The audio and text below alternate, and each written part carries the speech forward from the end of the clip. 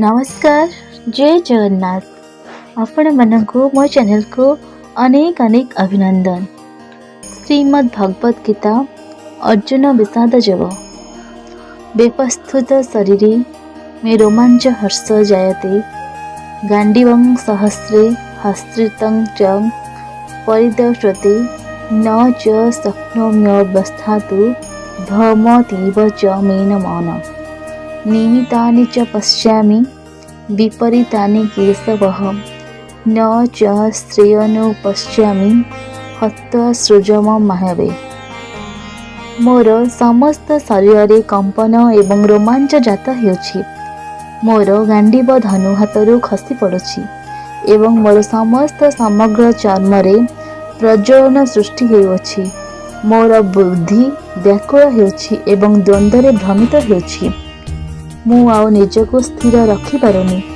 हे केसी असुरर हंत श्रीकृष्ण, मु केवल दुर्भाग्यर पूर्वभास देखा पाउछि। एही युद्धरे निजर आत्मीय मानंको हत्या करी कौनसी सुफल मिलिबार कल्पना मु करि पारु नाही। युद्धर परिणति विषय चिंता करी अर्जुन व्यस्त एवं दुखित हो उठिछंती। जिउ गांडीवर शब्दरे शक्तिशाली शत्रु माने भयभीत होई पड़ंती ताहा तांका हाथरू खसिबाको आरंभ करुछि।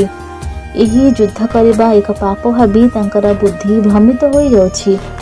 मनर एही विभ्रांति तांको एपरि निम्नगामी करि देउछि जे से भयावह असफलता एवं आसन्न दुखद परिणतिर संकेत रूपी अंधविश्वास को मध्य स्वीकार करुछन्ति। न कांक्षी विजयं कृष्णं न च राज्य सुखानि च किं नो राज्यने गोविंदं किं भोगे जिंग बेतेन बह जेसा मध्ये कांक्षांकित नो राज्यं भोग सुखानि च तो इमे वस्तिता युद्धे प्राणं त्यक्ताः धनानि च। हे कृष्ण, मो विजय राज्य बा तद्वारा मिलुଥିବା सुख चाहू नाही। सेही राज्य सुख बा जीवन को कौन मिलुछि? जदि जहा पाई आमे एहाको हासिल करबाको जाउछु सेमाने ही आम सम्मुखरे युद्धरे ठिया होइथांती। हत्या करिबा पाप अटे। एही भावनारू अर्जुनक ठारे द्वंद्वरे सृष्टि हेला।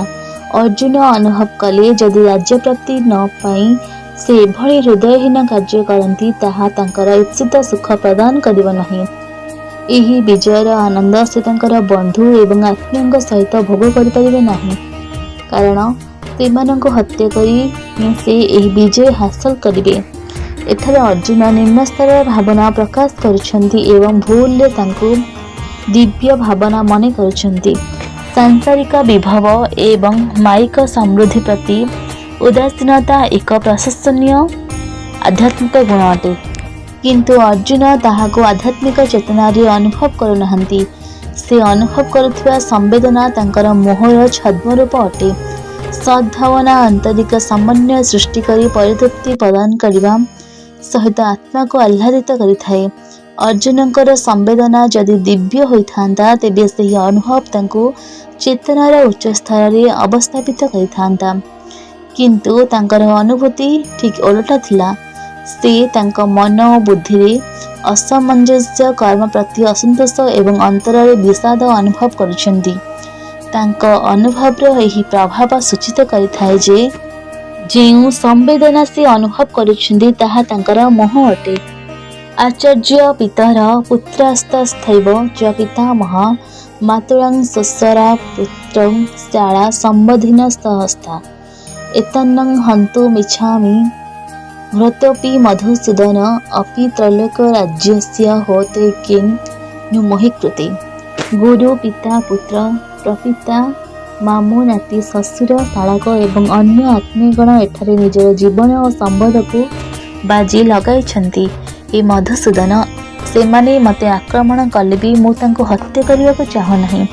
हे जनार्दन, धृतराष्ट्रंकर पुत्र मानंको हत्या करी त्रिलोकरे आमको भी सुख व प्राप्त हेउ। पृथ्वी तो तुच्छ मात्र।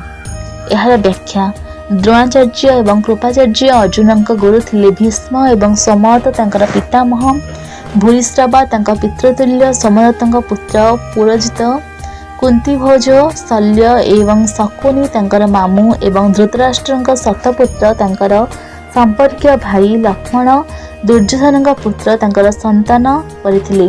अर्जुन युद्ध क्षेत्र में उपस्थित थिबा योद्धा मानक सह तांकर संपर्क विषय आलोचना करिसेंती। से अपि जदियो शब्द दुई थर प्रयोग करिसेंती।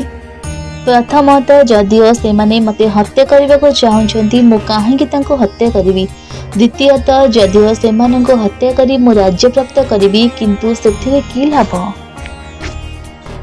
जय श्री कृष्ण।